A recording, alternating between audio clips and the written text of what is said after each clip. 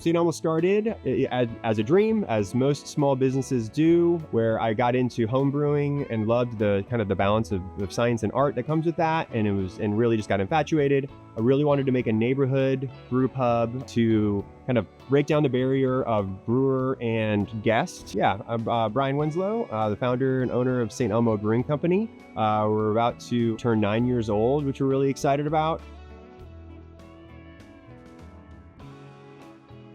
Being a part of a place like the Yard has been really special.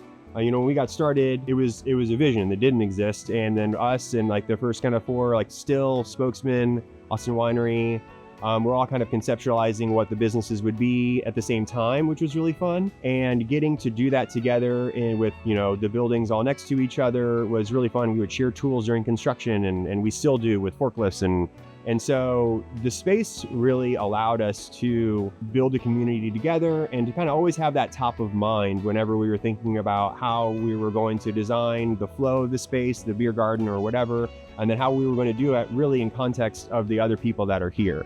I think traditionally, breaking down the barrier is a phrase that we used early on, and that really, I think, is most, exemplified in our space, where we don't have like a glass wall in between the brewery and the bar. We often have like our regulars sit at these bar stools and talk to the brewers every day about what they're doing, what's coming up next.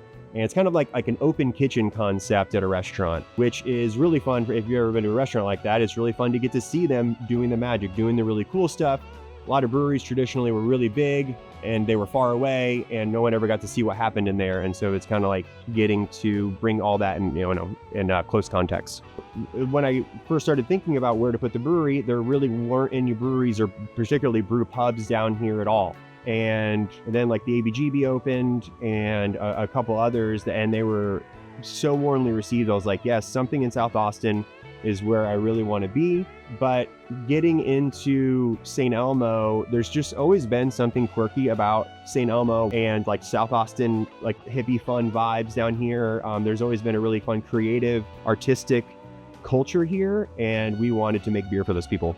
I think one thing where credit is due and where it's been really great to get to work with the Yard and be a part of it and what their leadership team has done is give me great neighbors and give us a great neighborhood, is because I can control what happens here at St. Elmo, and I can control how we treat or interact with the people who are around me. But bringing Texas Sake Company and again Austin Winery and Spokesman and Still and all the other businesses that are here is all on them. And then it continues to grow with paddleball and art everywhere and making the space as walkable as possible. And so that has been great for business, and it has been really fun to get to witness, for sure.